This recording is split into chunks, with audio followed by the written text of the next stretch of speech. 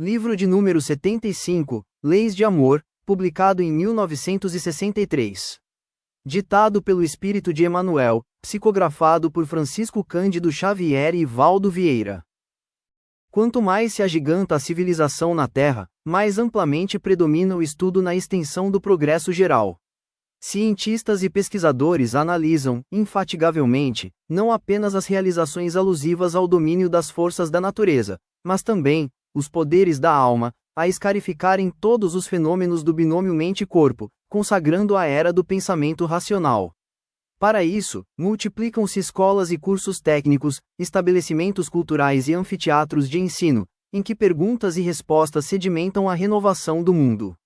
Natural, transportemos igualmente a questão da dor para os recintos de aula, por disciplina a examinar em regime de urgência. Pensadores existem que pretendem desconhecê-la, enquanto outros fazem dela paixão acariciada com volúpia, caindo no desequilíbrio de quem ignora a função da água no solo, formando o deserto por arrédalo deliberadamente do caminho ou gerando o pânico, por recolhê-la toda ao pé de si. Surgem ainda aqueles que apelam para as religiões seculares, no sentido de lhe dirimirem a existência. No entanto, quase todos os sistemas de fé apreciam-na do êxtase místico, menoscabando a coerência ou transformando o reconforto moral numa hipnose doentia, atitudes essas que relegam todo esclarecimento à lamentável procrastinação.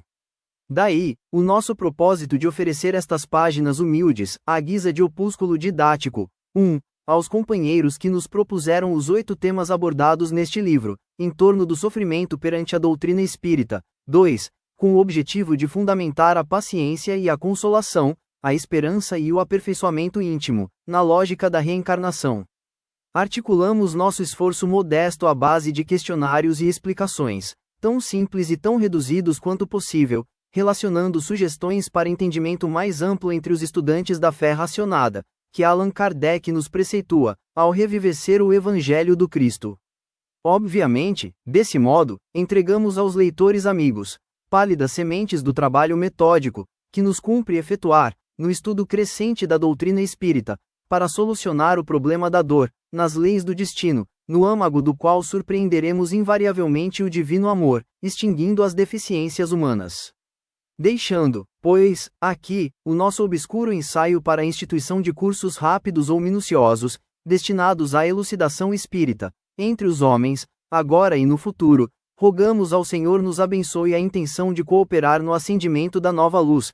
3. Sempre na certeza de que outros ceareiros, desencarnados e encarnados, virão às lides da verdade para fazer mais e melhor. Parte 1. Causas espirituais das doenças. Emmanuel, Uberaba, 17 de janeiro de 1963. Parte 1. Causas espirituais das doenças. O que estrutura espiritualmente o corpo de carne? O corpo espiritual ou perispírito é o corpo básico, constituído de matéria sutil, sobre o qual se organiza o corpo de carne. O erro de uma encarnação passada pode incluir na encarnação presente, predispondo o corpo físico às doenças? De que modo? A grande maioria das doenças tem a sua causa profunda na estrutura semimaterial do corpo espiritual. Havendo o espírito agido erradamente, nesse ou naquele setor da experiência evolutiva, vinca o corpo espiritual com desequilíbrios ou distônias, que o predispõem à instalação de determinadas enfermidades, conforme o órgão atingido. Quais os 2 aspectos da justiça? A justiça na terra pune simplesmente a crueldade manifesta, cujas consequências transitam nas áreas do interesse público, dilapidando a vida e induzindo a criminalidade. Entretanto, esse é apenas o seu aspecto exterior, porque a justiça é sempre manifestação constante da lei divina, nos processos da evolução e nas atividades da consciência. Qual a relação existente entre doenças e a justiça? No curso das enfermidades, é imperioso venhamos a examinar a justiça, funcionando com todo o seu poder regenerativo, para sanar os males que acalentamos. O que faz o espírito, antes de reencarnar-se visando a própria melhoria? Antes da reencarnação, nós mesmos, em plenitude de responsabilidade, analisamos os pontos vulneráveis da própria alma, advogando em nosso próprio favor a concessão dos impedimentos físicos que, em tempo certo, nos imunizem, ante a possibilidade de reincidência nos erros em que estamos incursos. Que pedem, para regenerar-se, os intelectuais que conspurcarão os tesouros da alma. Artífices do pensamento, que malversamos os patrimônios do espírito, rogai peços cerebrais, que se façam por algum tempo alavancas coercitivas, contra as nossas tendências ao desequilíbrio intelectual. Que medidas de reabilitação rogam os artistas que corromperam a inteligência? Artistas, que intoxicamos a sensibilidade alheia com os abusos da representação viciosa, imploramos moléstias ou mutilações, que nos incapacitem para a queda em novas culpas. Que emendas solicitam os oradores e pessoas que influenciaram negativamente pela palavra? Tarefeiros da palavra, que nos prevalecemos dela para caluniar ou para ferir, solicitamos as deficiências dos aparelhos vocais e auditivos, que nos garantam a segregação providencial. Que providências retificadoras pedem para si próprios aqueles que abraçaram graves compromissos do sexo? Criaturas dotadas de harmonia orgânica, que arremessamos os valores do sexo ao terreno das paixões aviltantes, enlouquecendo corações e fomentando tragédias, suplicamos as doenças e as inibições genésicas que, nos humilhando, servem por válvulas de contenção dos nossos impulsos inferiores. Todas as enfermidades conhecidas foram solicitadas pelo espírito do próprio enfermo, antes de renascer? Nem sempre o espírito requisita deliberadamente determinadas enfermidades de vez que, em muitas circunstâncias quais aqueles que se verificam no suicídio ou na delinquência, caímos, de imediato, na desagregação ou na insanidade das próprias forças, leçando o corpo espiritual, o que nos constrange a renascer no berço físico, exibindo defeitos e moléstias congênitas, em aflitivos quadros expiatórios. Quais são os casos mais comuns de doenças compulsórias, impostas pela lei divina? Encontramos numerosos casos de doenças compulsórias, impostas pela lei divina, na maioria das criaturas que trazem as provações da idiotia ou da loucura, da cegueira ou da paralisia irreversíveis, ou ainda, nas crianças problemas, cujos corpos, irremediavelmente frustrados, durante todo o curso da reencarnação, mostram-se na condição de celas regenerativas, para a internação compulsória daqueles que fizeram jus a semelhantes recursos drásticos da lei. Justo acrescentar que todos esses companheiros, em transitórias, mas duras dificuldades, renascem na companhia daqueles mesmos amigos e familiares de outro tempo que, um dia, se cumplisse arrancam eles na prática das ações reprováveis em que delinquiram. A mente invigilante pode instalar doenças no organismo? E o que pode provocar doenças de causas espirituais na vida diária? A mente é mais poderosa para instalar doenças e desarmonias do que todas as bactérias e vírus conhecidos. Necessário, pois, considerar igualmente, que desequilíbrios e moléstias surgem também da imprudência e do desmazelo, da revolta e da preguiça. Pessoas que se embriagam a ponto de arruinar a saúde, que esquecem a higiene até se tornarem presas de parasitas destruidores, que se encolerizam pelas menores razões, destrambelhando os próprios nervos. Os que passam, todas as horas em redes e leitos, poltronas e janelas, sem coragem de vencer a ociosidade e o desânimo pela movimentação do trabalho, prejudicando a função dos órgãos do corpo físico, em razão da própria imobilidade, são criaturas que geram doenças para si mesmas, nas atitudes de hoje mesmo, sem qualquer ligação com causas anteriores de existências passadas. Qual a advertência de Jesus para que nos previnamos dos males do corpo e da alma? Assinalando as causas distantes e próximas das doenças de agora, destacamos o motivo por que os ensinamentos da doutrina espírita nos fazem considerar, com mais senso de gravidade, a advertência do Mestre: orai e vigiai, para não cairdes em tentação. Parte 2: Parentesco e filiação. A morte arquiva os serviços inacabados das criaturas humanas?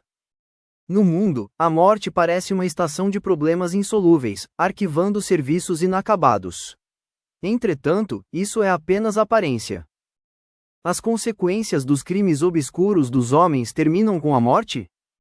Dramas passionais, crimes que não foram investigados pelos juízes humanos, tragédias íntimas e assaltos na sombra, cujos protagonistas sabemos identificar por vítimas e carrascos, não desaparecem no silêncio do túmulo, porque a vida prossegue, além da morte, desdobrando causas e consequências.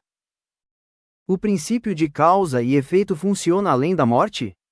O princípio de causa e efeito tanto funciona na existência humana, quanto além dos implementos físicos perecíveis.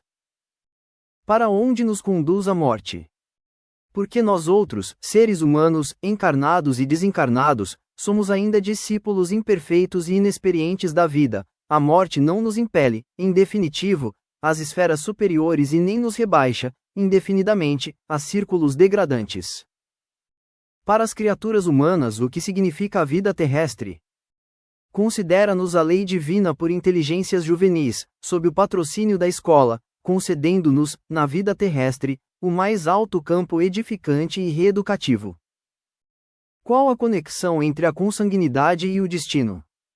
Nos elos da consanguinidade, reavemos o convívio de todos aqueles que se nos associaram ao destino, pelos vínculos do bem ou do mal, através das portas benditas da reencarnação. Que precisamos para vencer na luta doméstica? Devemos revestir-nos de paciência, amor, compreensão, devotamento, bom ânimo e humildade, a fim de aprender e vencer, na luta doméstica. No mundo, o lar é a primeira escola da reabilitação e do reajuste. O que foram, em vidas anteriores, os pais despóticos? Quase sempre, os pais despóticos de hoje são aqueles filhos do passado, em cuja mente inoculamos o egoísmo e a intolerância. E o filho rebelde? O filho rebelde e vicioso é o irmão que arrojamos, um dia, à intemperança e à delinquência. E a filha desatinada? A filha detida nos desregramentos do coração é a jovem que, no outro tempo, induzimos ao desequilíbrio e à crueldade. E o marido desleal? O marido ingrato e desleal, em muitas circunstâncias, é o mesmo esposo do pretérito, que precipitamos na deserção, com os próprios exemplos menos felizes. E a esposa desorientada? A companheira desorientada que nos amarga o sentimento, é a mulher que menosprezamos, em outra época, obrigando a resvalar no poço da loucura. E os parentes abnegados? Os parentes abnegados, em que nos escoramos, são os amigos de outras eras, com os quais já construímos os sólidos alicerces da amizade e do entendimento, proporcionando-nos o reconforto da segurança recíproca. Como influir o nosso passado no clima familiar e na atividade profissional? Cada elo de simpatia ou cada sombra de desafeto, que surpreendemos na família ou na atividade profissional, são forças do passado a nos pedirem mais amplas afirmações de trabalho na vitória do bem. Em vista de tudo isso, que nos cabe fazer ante os parentes? Diante dos parentes e dos companheiros de jornada, consagremo-nos à felicidade de todos e façamos o melhor ao nosso alcance, a benefício de cada um. O que devemos fazer se a presença de alguém nos é penosa? Se a presença de alguém nos é penosa ou difícil ao coração, anulemos os impulsos negativos que nos surjam na alma e convertamos as nossas relações com esse alguém numa sementeira constante de paz e luz. Todo laço de parentesco possui razão de ser? Ninguém possui sem razão esse ou aquele laço de parentesco, de vez que o acaso não existe nas obras da criação. Parte 3. Escolha social e profissional. Podemos avaliar as nossas existências passadas, somente através de lutas e provações? Não nos fala o pretérito exclusivamente através das provas que nos aguilhoam a vida. A profissão nos concede oportunidades de reajuste? Observamos as oportunidades de reajuste e aperfeiçoamento que o mundo nos concede na esfera da profissão. A criatura renasce, gravitando para o campo de serviço em que se lhe afinam disposições e tendências. A que critério obedece a colocação da inteligência no campo profissional? Cada inteligência é situada no lugar em que possa produzir mais e melhor. É a fatalidade que faz a pessoa escolher determinada profissão? Certamente que a situação da personalidade em determinada carreira não obedece à fatalidade. Livre-arbítrio no mundo interior comanda sentimentos e ideias, palavras e atos do espírito, constantemente. Quando podemos renovar o destino? Todo dia é tempo de renovar o destino. Podemos, sem dificuldade, renovar o destino, hoje mesmo? Sim, na esfera dos deveres comuns, o espírito granjeia, através de abnegações e serviço espontâneo, valiosos recursos de ação, de modo a refundir, facilmente, os próprios caminhos. A lei divina apresenta meios especiais de proporcionar-nos corrigenda e libertação? Somos defrontados nas atividades profissionais de hoje como antigos devedores da lei, chamados a funcionar no trabalho ou nas obras em que eles próprios faliram ontem, com dilatadas possibilidades de obtenção do próprio resgate. Quase sempre aqueles mesmos junto dos quais se verificaram nossos próprios delitos ou deserções em existências passadas. Em nosso benefício, a lei nos faculta empreendimentos e obrigações junto deles, a fim de que possamos antipatias e inibições, respirando-lhes o clima e renteando-lhes a presença. O que fazem frequentemente, hoje, os pensadores que ontem intoxicaram a mente popular? Pensadores que antigamente corrompiam a mente popular com as depravações de espírito já em via de auto-burilamento, formam agora os professores laboriosos, aprendendo a ministrar disciplinas, à custa do próprio exemplo. E os antigos conquistadores militares que praticaram excessos? Tiranos que não vacilaram em forjar a miséria física e moral dos semelhantes, na exaltação dos princípios subalternos em que se envelheciam, voltam, depois das medidas iniciais da própria corrigenda, na condição de administradores capacitados à distribuição de valores e tarefas edificantes. E os dominadores políticos que dilapidaram a confiança do povo? Políticos que dilapidaram a confiança do povo, quando já situados nas linhas do reajuste, retornam, no comércio ou na agricultura, com valiosa oportunidade de transpirar no auxílio àquelas mesmas comunidades que deprimiram. E os guerreiros e soldados?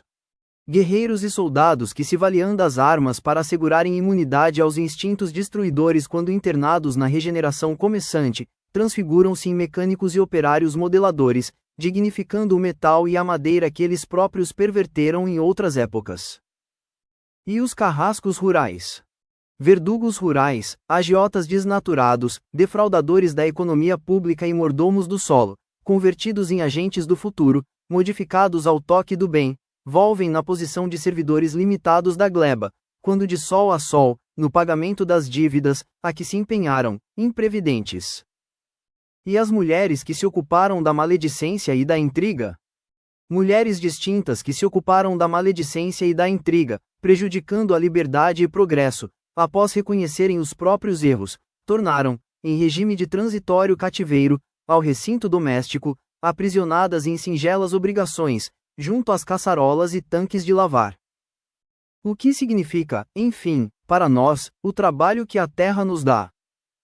Refletimos na situação em que o presente nos coloca e encontraremos dentro dela os sinais do passado e usando-a, não apenas em nosso favor, mas em favor de todos aqueles que se aproximarem de nós, reconheceremos, no trabalho que a vida nos oferece, iluminada a porta libertadora para o grande futuro. Parte 4: Divórcio, suicídio, aborto.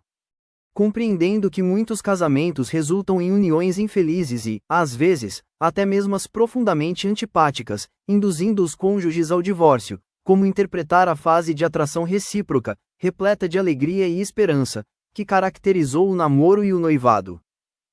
Qualquer pessoa que aspira a um título elevado passa pela fase de encantamento. Esfalfa-se o professor pela ascensão à cátedra. Conseguido o certificado de competência, é imperioso entregar-se ao estudo incessante para atender às exigências do magistério. Esforça-se o acadêmico pela conquista do diploma que lhe autoriza o exercício da profissão liberal. Laureado pela distinção, sente-se compelido a trabalho infatigável, de modo a sustentar-se na responsabilidade em que anela viver. Assim, também, o matrimônio. Como interpretar as contrariedades e desgostos domésticos? O homem e a mulher aguardam o casamento, embalados na melodia do sonho. Entretanto, atingida a convivência no lar, surgem as obrigações, decorrentes do pretérito, através do programa de serviço traçado para cada um de nós pela reencarnação, que nos compele a retomar, na intimidade, todos os nossos erros e desacertos. Fácil, dessa forma, reconhecer que todas as dificuldades domésticas são empeços, trazidos por nós próprios, das existências passadas. De modo geral, quem é, nas leis do destino, o marido faltoso? Marido faltoso é aquele mesmo homem que, um dia, inclinamos à crueldade e à mentira. E a esposa desequilibrada? Esposa desequilibrada é aquela mulher que, certa feita, relegamos à necessidade e à viciação. Que são os filhos problemas? Filhos problemas são aqueles mesmos espíritos que prejudicamos, desfigurando-lhes o caráter e envenenando-lhes os sentimentos. Qual a função essencial do lar e da família? No caminho familiar, purificam-se impulsos e renovam-se decisões. Nele encontramos os estímulos ao trabalho e as tentações que nos comprovam as qualidades adquiridas, as alegrias que nos alentam e as dores que nos corrigem. Como é encarado o divórcio nos planos superiores do espírito? O divórcio, conquanto às vezes necessário, não é caminho salvador quando lutas se agravem. Ninguém colhe flores do plantio de pedras. Só o tempo consegue dissipar as sombras que amontoamos com o tempo. Só o perdão incondicional apaga as ofensas, apenas o bem extingue o mal. Existem casos francamente insolúveis nos casamentos desventurados. Não será o divórcio o mal menor para evitar maiores males? Muitos dizem que o divórcio é válvula de escape para evitar o crime e não ousamos contestar. Casos surgem nos quais ele funciona, por medida lamentável, afastando males maiores, qual amputação que evita a morte, mas será sempre quitação adiada, à maneira de reforma do débito contraído. Por mais rápidas se façam as lutas, no casamento, é melhor permanecer dentro dele. Pagar é libertar-se, aprender é assimilar a lição. Quais são as piores consequências das ligações carnais desditosas, além daquelas que se apresentam nos sofrimentos das frustrações ou lesões emotivas? É forçoso observar que da afeição sexual descontrolada surgem muitas calamidades para a vida do espírito, dentre as quais destacaremos, a par da fascinação ou do ódio, nos problemas da obsessão, o suicídio e o aborto, como sendo as mais lastimáveis. Como é interpretado o aborto nos planos superiores da vida espiritual? O aborto provocado, mesmo diante de regulamentos humanos que o permitam, é um crime perante as leis de Deus. Quais os resultados imediatos do aborto para as mães e pais que o praticam? Praticando o aborto, mães e pais cruéis ou irresponsáveis afastam de si mesmos os recursos de reabilitação e felicidade que lhes iluminariam, mais tarde, os caminhos, seja impedindo a reencarnado de espíritos amigos que lhes garantiriam a segurança e o reconforto ou impedindo o renascimento de antigos desafetos, com os quais poderiam adquirir a própria tranquilidade pela solução de velhas contas. O aborto oferece consequências dolorosas especiais para as mães?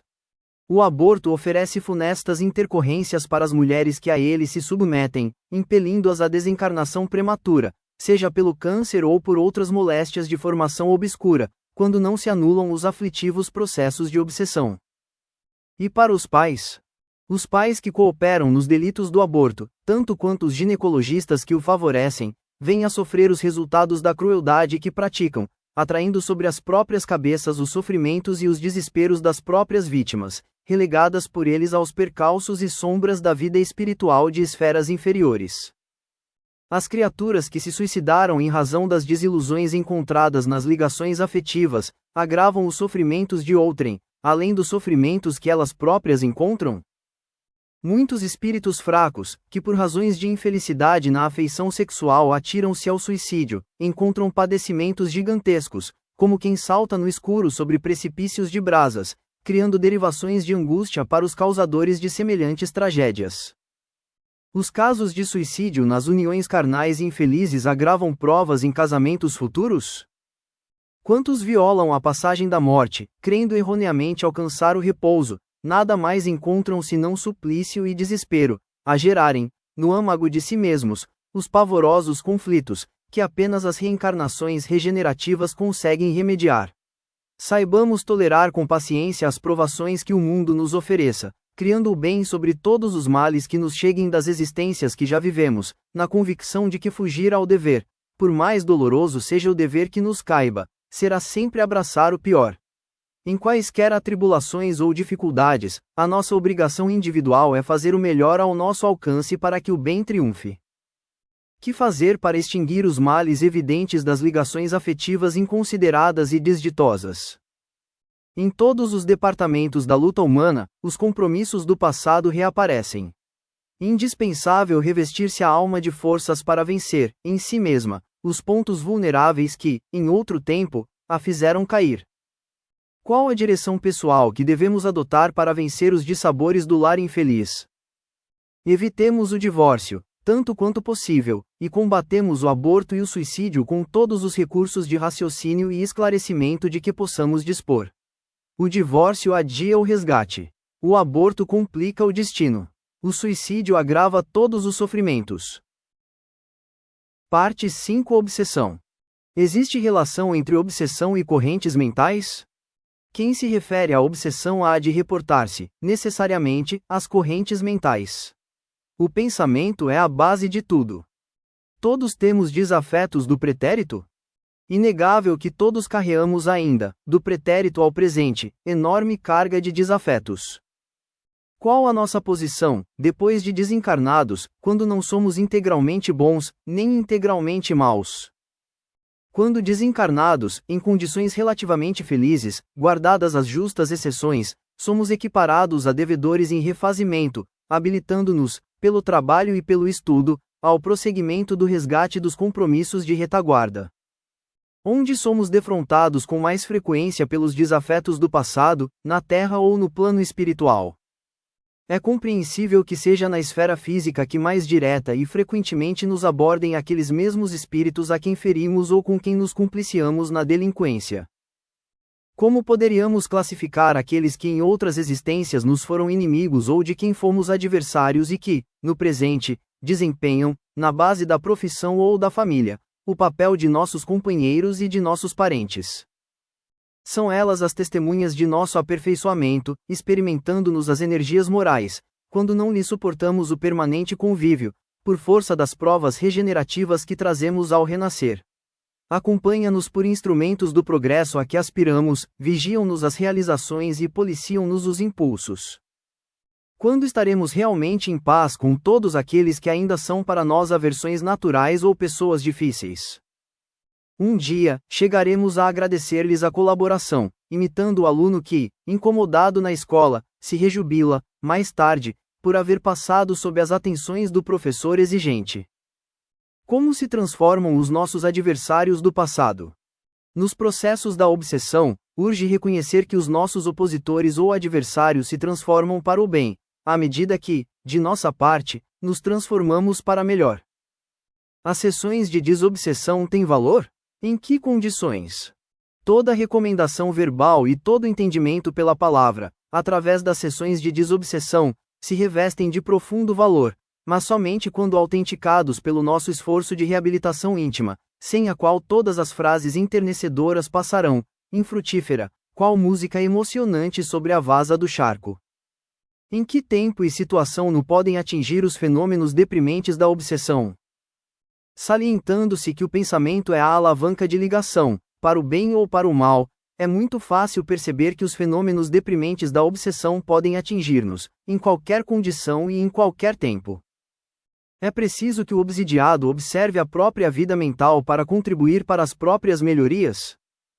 Sim, as correntes mentais são tão evidentes quanto as correntes elétricas, expressando potenciais de energias para realizações que nos exprimem direção, propósito ou vontade, seja para o mal ou para o bem. Qual o papel do desejo, da palavra, da atividade e da ação no fenômeno obsessivo? Cada um de nós é acumulador por si, retendo as forças construtivas ou destrutivas que geramos. Desejo, palavra, atitude e ação representam eletroímãs, através dos quais atraímos forças iguais àquelas que exteriorizamos, no rumo dos semelhantes. Quais as consequências para quem se detém em qualquer aspecto do mal? Deter-nos, em qualquer aspecto do mal, é aumentar-lhe a influência, sobre nós e sobre os outros. Qual a relação entre as manifestações do sentimento aviltado e os desequilíbrios da personalidade? Todas as manifestações de sentimento aviltado, quais sejam a calúnia e a maledicência, a cólera e o ciúme, a censura e o sarcasmo, a intemperança e a licenciosidade, estabelecem a comunicação espontânea com os poderes que os representa, nos círculos inferiores da natureza, criando distônias e enfermidades, em que se levantam fobias e fixações, desequilíbrios e psicoses, a evoluírem para a alienação mental declarada. O que nos acontece moralmente quando emitimos um pensamento? Emitindo um pensamento, colocamos um agente energético em circulação, no organismo da vida, agente esse que retornará fatalmente a nós, acrescido do bem ou do mal de que o revestimos. Qual a relação entre os nossos pontos vulneráveis e o retorno do mal que praticamos? Compreendendo-se que cada um de nós possui pontos vulneráveis, no estado evolutivo deficitário em que ainda nos encontramos, toda vez que o mal se nos associa a essa ou aquela ideia, teremos o mal de volta a nós mesmos, agravando-se doenças e fraquezas, obsessões e paixões. O que recebemos dos outros? Assimilamos dos outros o que damos de nós. Que imagens reflete o espelho da mente? A mente pode ser comparada a espelho vivo, que reflete as imagens que procura. Qual o nexo existente entre a obsessão e os interesses da criatura? A obsessão, em qualquer tipo pelo qual se expresse, está fundamentalmente vinculada aos processos mentais em que se baseiam os interesses da criatura. As companhias têm influência na obsessão? Assevera o Cristo: busca e acharás. Encontraremos, sim, os companheiros que buscamos, seja para o bem ou para o mal. Qual a solução mais simples ao problema da obsessão? Consagremo-nos à construção do bem de todos, cada dia e cada hora, porquanto caminhar entre espíritos nobres ou desequilibrados, sejam eles encarnados ou desencarnados, será sempre questão de escolha e sintonia. Parte 6: Consequências do passado. Como podemos compreender os resultados de nossas existências anteriores? Para compreender os resultados das existências anteriores, baste que o homem observe as próprias tendências, oportunidades, lutas e provas. Como entender, na essência, as dívidas ou vantagens que trazemos de existências passadas? Estudos que efetuamos corretamente, ainda que terminados há longo tempo, asseguram-nos títulos profissionais respeitáveis. Faltas praticadas deixam azeda sucata de dores na consciência, pedindo reparação. Se plantarmos preciosa árvore, desde muito, é natural venhamos a surpreendi-la, carregada de utilidades e frutos para os outros e para nós. Se nos empenhamos num débito, é justo suportemos a preocupação de pagar. Qual a lição que as horas nos ensinam? Meditemos a simples lição das horas. Comumente, durante a noite, o homem repousa e dorme. Em sobrevindo a manhã, desperta e levanta-se com os bens ou com os males que haja procurado para si mesmo, no transcurso da véspera. Assim, a vida e a morte, na lei da reencarnação que rege o destino. Qual a situação moral da alma no túmulo e no berço? No túmulo, a alma, ainda vinculada ao crescimento evolutivo, entra na posse das alegrias e das dores que amontoou sobre a própria cabeça. No berço, acorda e retoma o arado da experiência, nos créditos que lhe cabe desenvolver e nos débitos que está compelida a resgatar. Em síntese, onde permanece, espiritualmente, a criatura reencarnada? Cada criatura reencarnada permanece nas derivantes de tudo o que fez consigo e com o próximo. Qual a explicação lógica das enfermidades congênitas? Os grandes delitos operam na alma, estados indefiníveis de angústia e choque, daí nascendo a explicação lógica das enfermidades congênitas, às vezes inabordáveis a qualquer tratamento. O que ocorre aos suicidas nas vidas ulteriores? Suicidas que estouraram o crânio ou que se entregaram a enforcamento, depois de prolongados suplícios, nas regiões purgatórias, frequentemente, após diversos tentames frustrados de renascimento, readquirem o corpo de carne, mas transportam nele as deficiências do corpo espiritual, cuja harmonia desajustaram. Nessa fase, exibem cérebros retardados ou moléstias nervosas obscuras. E os protagonistas de tragédias passionais? Protagonistas de tragédias passionais, violentas e obscuras, criminosos de guerra, aproveitadores de lutas civis, que manejam a desordem para acobertar interesses escusos, exploradores do sofrimento humano, caluniadores, empreteiros do aborto e da devassidão e malfeitores outros, que a justiça do mundo não conseguiu cadastrar, voltam à reencarnação em tribulações compatíveis com os débitos que assumiram e, muitas vezes, junto das próprias vítimas, sob o mesmo teto, marcados por idênticos laços consanguíneos, tolerando-se mutuamente, até a solução dos enigmas que criaram contra si mesmos, atento ao reequilíbrio de que se veem necessitados, ou sofrem a pena do resgate preciso em desastres dolorosos, integrando os quadros inquietantes dos acidentes em que se desdobra o resgate do espírito reencarnado, seja nos transes individuais ou nas provações coletivas. E aos cúmplices de erros e enganos? As grandes dificuldades não caem exclusivamente sobre os suicidas e homicidas comuns. Quantos se fizeram instrumentos diretos ou indiretos das resoluções infelizes que adotaram são impelidos a recebê-los nos próprios braços, ofertando-lhes o recinto doméstico por oficina de regeneração. O que ocorre àqueles que provocaram o suicídio de alguém? Se levianamente provocamos o suicídio de alguém, é possível que tenhamos esse mesmo alguém, muito em breve, na condição de um filho problema ou de um familiar padecente, requisitando-nos auxílio, na medida das responsabilidades que assumimos na falência a que se arrojou. Que acontece aos que impelem o próximo à falência moral? Se instilamos viciação e criminalidade em companheiros do caminho, asfixiando-lhes as melhores esperanças na desencarnação prematura, é certo que se corporificarão, de novo, na terra, ao nosso lado, a fim de que lhes prestamos concurso imprescindível à reeducação, na pauta dos compromissos a que nos enredamos, ao precipitá-los nos enganos terríveis de que buscam desvencilhar-se, abatidos e desditosos. Nas mesmas circunstâncias carreamos em nós, enraizadas nas forças profundas da mente, os bens ou os males que cultivamos.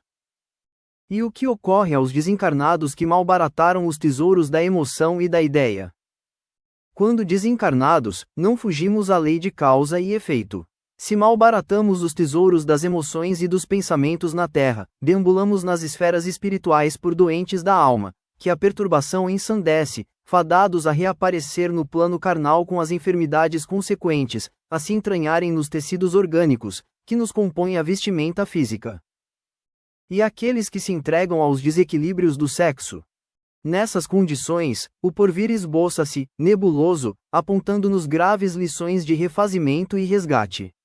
Se abraçamos desequilíbrios de sexo, agravados com padecimentos alheios por nossa conta, aguentamos inibições genésicas, muitas vezes, com o cansaço precoce e a distrofia muscular, a epilepsia ou o câncer de permeio. E aqueles que perpetram crimes? Se perpetramos crimes na pessoa dos nossos semelhantes, eis-nos à frente de mutilações dolorosas. E aqueles que se entregam às extravagâncias da mesa? Se nos entregamos à extravagância da mesa, arcamos com ulcerações e gastralgias que persistem tanto tempo quanto se nos perdurem as alterações do veículo espiritual. E aqueles que se afeiçoam ao alcoolismo? Se nos afeiçoamos ao alcoolismo ou ao abuso de entorpecentes, somos induzidos à loucura ou à idiotia, seja onde for. E aqueles que se empenham em delitos de maledicência e calúnia? Se nos empenhamos em delitos de maledicência e calúnia, atravessamos vastos períodos de surdez ou mudez, precedidas ou seguidas por distônias correlatas. As consequências de nossos erros se verificam apenas na forma de doenças comuns? Não. Além disso, é preciso contar com as probabilidades da obsessão, porquanto, cada vez que ofendemos aos que nos partilham a marcha, atraímos, em prejuízo próprio, as vibrações de revolta ou desespero daqueles que se categorizam por vítimas de nossas ações impensadas. Qual deve ser a nossa atitude perante as provas da vida? Diante das provas inquietantes que se demoram conosco, aprendamos a refletir, para auxiliar, melhorar, amparar e servir aqueles que nos cercam. Quais as relações entre o presente, o passado e o futuro? Todos estamos no presente, com o ensejo de construir o futuro, mas envolvidos nas consequências do passado que nos é próprio. Isso porque tudo aquilo que a criatura semeie, isso mesmo colherá. Parte 7. O tratamento das doenças e o espiritismo. O espiritismo pode contribuir para o tratamento das doenças? A doutrina espírita, expressando o cristianismo redivivo, não apenas descortina os panoramas radiantes da imortalidade, ante o grande futuro, mas é igualmente luz para o homem, a clarear-lhe o caminho. Desse modo, desempenha função específica no tratamento das doenças que fustigam a humanidade, por ensinar a medicina da alma, em bases no amor construtivo e reedificante. Nas trilhas da experiência terrestre, realmente, a cada trecho, surpreendemos desequilíbrios, a se exprimirem por enfermidades individuais ou coletivas. Existe uma patologia da alma? Mágoas, ressentimentos, desesperos, atritos e irritações entretecem crises do pensamento, estabelecendo lesões mentais que culminam em processos patológicos, no corpo e na alma, quando não se convertem, de pronto, em pábulo da loucura ou em sombra da morte. Por que acontece assim? Isso acontece porque milhões de criaturas, repostas no lar, recapitulam amargosas e graves experiências, junto àqueles que atormentaram outrora ou que outrora lhes foram implacáveis verdugos, metamorfoseados em companheiros que, às vezes, trazem o nome de pais e figuram-se adversários intransigentes, responderam por filhos e mais se assemelham a duros algozes dos corações afetuosos que lhes deram o tesouro do berço, carregam a certidão de esposos e parecem forçados, em algemas duplas na pedreira do sofrimento, fazem-se conhecidos por titulares da parentela e exibem-se, à feição de carrascos tranquilos. Como classificar o reduto doméstico, onde se reúnem sob os mesmos interesses e sob o mesmo sangue os inimigos de existências passadas? Do ponto de vista mental, os adversários do pretérito, reencarnados no presente, expandem entre si tamanha carga vibratória de crueldade e rebeldia, que transfiguram o ninho familiar em furna, minado por miríades de raios destrutivos de azedume e aversão. Qual o papel dos princípios espíritas diante dos conflitos familiares? Diante dos conflitos familiares, surgem os princípios espíritas por medicação providencial. Qual o ponto fundamental do socorro espírita nos males de origem doméstica? Claramente, na educação individual e, evidenciando a reencarnação, destaca o impositivo da tolerância mútua, por terapêutica espiritual imediata, a fim de que os pontos nevrálgicos do indivíduo ou do grupo sejam definitivamente sanados. Como classificam a doutrina espírita as pessoas difíceis da convivência ou da consanguinidade? A doutrina espírita, proclamando o entendimento fraterno por medida inalienável, perante os ajustes precisos, cataloga os irmãos transviados na ficha dos enfermos carecentes de compaixão e socorro. Como funcionam os ensinamentos espíritas na cura dos males que infelicitam as criaturas humanas? Os ensinamentos espíritas, despertando a mente para a necessidade do trabalho e do estudo espontâneo, preparam a criatura em qualquer situação, para a obra do aperfeiçoamento próprio e desvelando a continuidade da vida, para lá da morte, patenteiam ao raciocínio de cada um que a individualidade não encontrará, além túmulo, qualquer prerrogativa e sim a felicidade ou o infortúnio que construiu para si mesma, através daquilo que fez aos semelhantes. A caridade pode auxiliar nas curas dos males humanos? Fácil verificar, assim, que a doutrina espírita encerra a filosofia do pensamento reto, por agente preservativo da saúde moral, e com substância a religião natural do bem, cujas manifestações definem a caridade por terapêutica de alívio e correção de todos os males que afligem a existência. Em que fórmulas essenciais se baseiam a terapêutica espírita? Com os ensinamentos espíritas aprendemos que os atos de bondade, ainda os mais apagados e pequeninos, são plantações de alegrias eternas e que o perdão incondicional das ofensas é a fórmula santificante para a supressão da dor e renovação do destino.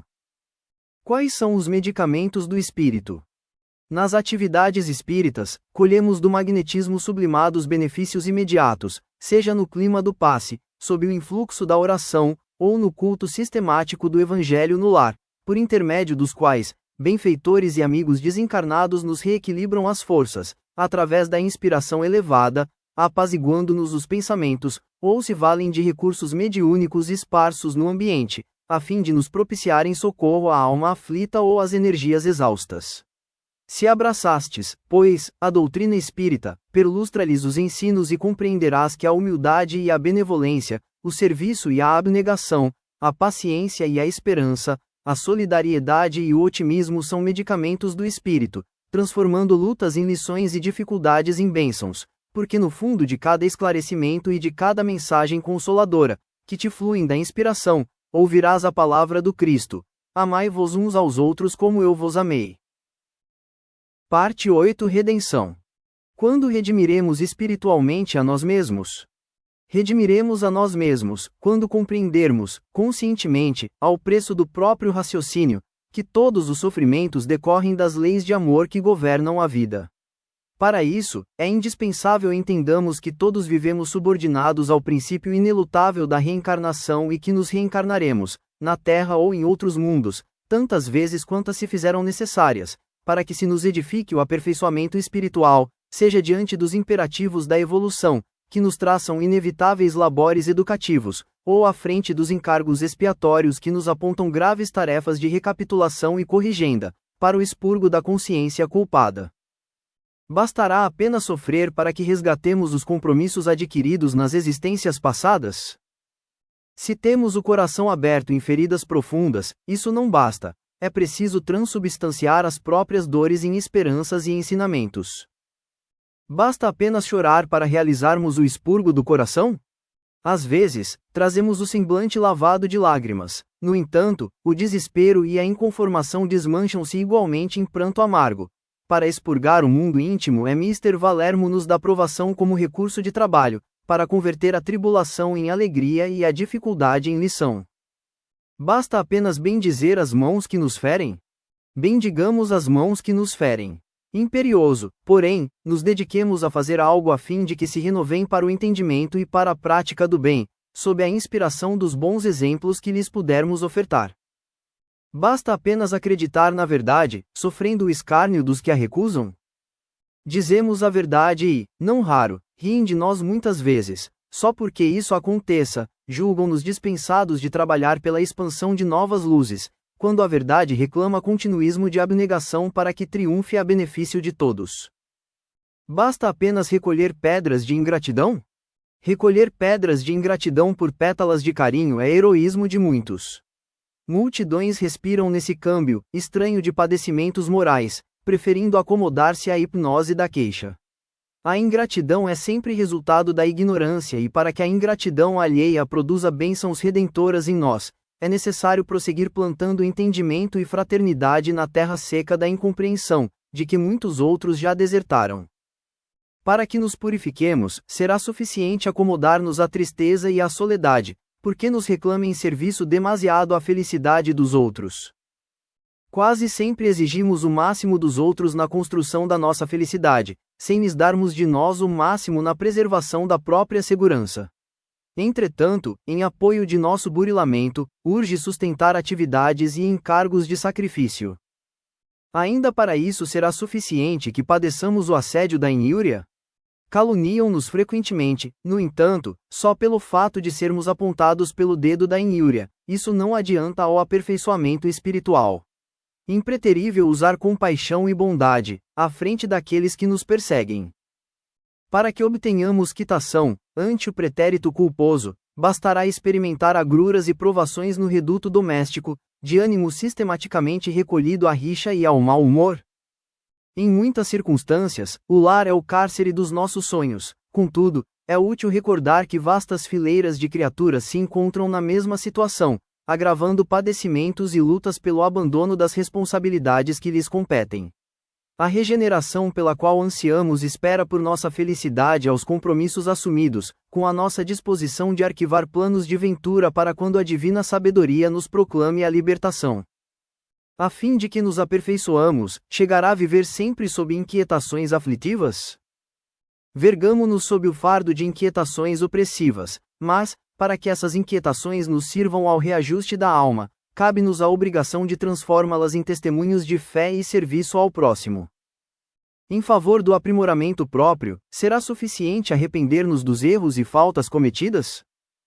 Convém notar que o reconhecimento dos próprios erros, perpetrados nesse ou naquele setor da existência, é o primeiro passo da reabilitação, mas, esse começo é empreendimento nulo se não resolvemos corrigir-nos com humildade e paciência, na execução dos deveres que a vida nos recomenda. É lícito contarmos com o auxílio dos espíritos superiores, grandes missionários da evolução moral na Terra, para que nos apoiem no trabalho da própria regeneração. Sim, vezes inúmeras, costumamos refletir nas grandes façanhas dos espíritos valorosos que transformaram a Terra. Acolheram-se à filosofia e criaram novas formas de pensamento, abraçaram a ciência e exalçaram o progresso, elevaram-se na cultura e engrandeceram a arte, agigantaram-se no trabalho e aperfeiçoaram a vida. Entretanto, reencarnaram-se entre os homens, lavrando o solo, mecanizando atividades, burilando palavras, renovando costumes, aprimorando leis, desbravando caminhos. Todos eles, cada qual a seu modo, entregaram-nos as chaves da evolução, melhorando a vida por fora. No íntimo, porém, seja nas horas tranquilas da existência ou nas crises de aflição que nos supliciem a alma, É forçoso lembrar que a redenção verdadeira nasce dentro de nós.